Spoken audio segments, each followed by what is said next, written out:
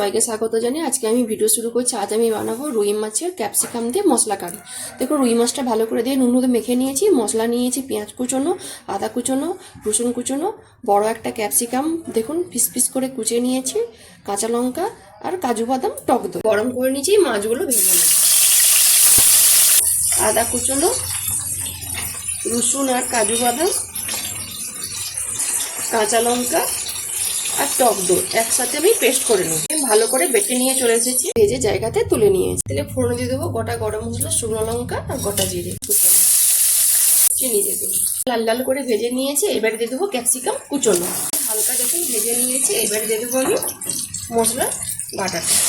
জল দিয়ে দেবো, কাজু বাদাম আর দই আছে, লেগে যেতে পারে। অল্প একটু হলুদ গুঁড়ো, কাশ্মীরি লঙ্কা গুঁড়ো, গরম মশলা গুঁড়ো।